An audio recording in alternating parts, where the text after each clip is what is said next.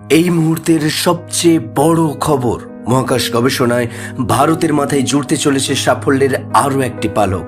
ভারতের ইসরোর তৈরি গগনযানে চড়ে মহাকাশে পাড়ি দেবে 4 ভারতীয় নভশ্চর। কিন্তু কোন সেই ভাগ্যবান 4 জন যারা সমগ্র ভারতের প্রতিনিধি হিসেবে গগনযানে চেপে পাড়ি দেবে মহাকাশে?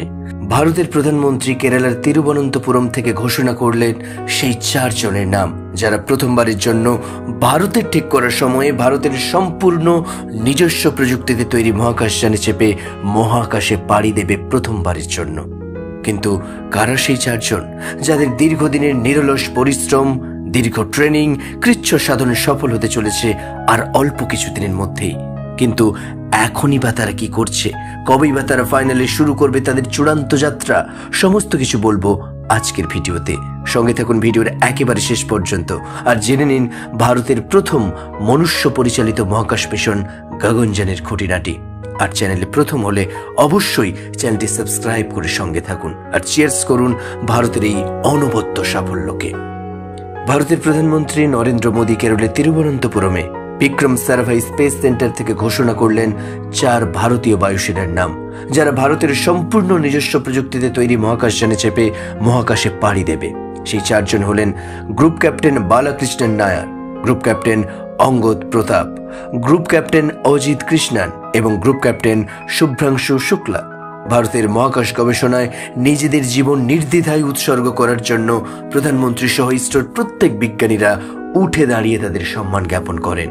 2019 সালে ভারতের মহাকাশ গবেষণা কেন্দ্র Indian space research organisation ISRO এবং রুশ মহাকাশ গবেষণা সংস্থা রসকসমসের নিয়ন্ত্রণাধীন সংস্থা গ্লাস কসমসের মধ্যে একটি সমঝোতাপত্র স্বাক্ষরিত হয়। তারপর ভারতীয় বায়ুসেনার institute of aerospace medicine centre থেকে এই 4 জনকে বেছে নেওয়া হয় এবং এদের সম্ভাব্য অন্যান্য নভশ্চরদের সঙ্গে রাশিয়ার ইউরি গ্যাগারিন কসমোনট ট্রেনিং সেন্টারে প্রশিক্ষণ দেওয়ার কাজ শুরু হয়। 2020 সালের ফেব্রুয়ারি মাস থেকে 2021 সালের মার্চ মাস পর্যন্ত দীর্ঘ প্রায় 1 বছর ধরে এই প্রশিক্ষণ চলে। উইং কমান্ডার কিংবা গ্রুপ ক্যাপ্টেন হিসেবে এই 4 জন বর্তমানে যে কোনো প্রতিকূল পরিস্থিতি মোকাবেলায় সবচেয়ে দক্ষ ব্যক্তি। বর্তমানে এরা গগনযান মিশনের 2 প্রধান কন্ট্রোলার অফিসার রাকেশ শর্মা এবং রবিশ মালহোত্রার অধীনে বেঙ্গালুরুতে বায়ুসেনার নভশ্চর কেন্দ্রে শেষ মুহূর্তের বিশেষ প্রশিক্ষণে ব্যস্ত।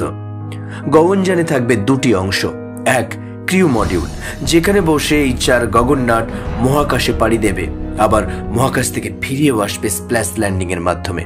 আর অপর অংশ হলো সার্ভিস মডিউল, যেখানে রাখা থাকবে মহাকাশযান চলার প্রয়োজনীয় জ্বালানি, যেটি প্রয়োজনে ক্রিউ মডিউল থেকে আলাদাও হয়ে যেতে পারে। পৃথিবী থেকে 400 কিলোমিটার দূরের কক্ষপথে মানুষকে পাঠানোর যে পরিকল্পনা করেছে ইসরো, তার অঙ্গ হিসেবে গত অক্টোবর মাসে পরীক্ষামূলকভাবে মহাকাশে মানববিহীন গগনযান পাঠিয়েছিল ইসরো।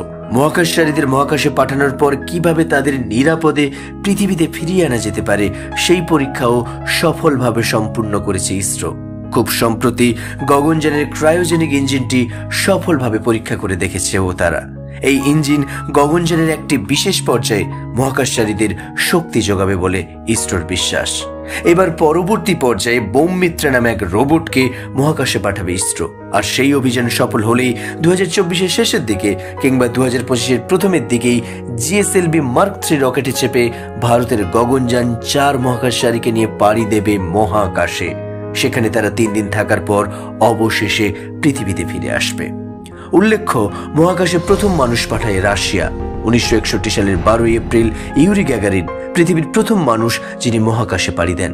প্রায় তার 1 মাস পর 1961 সালের 5 মে মার্কিন যুক্তরাষ্ট্রের অ্যালান সেফার্ড প্রথম আমেরিকান হিসেবে নাসার হয়ে মহাকাশে পাড়ি দেন।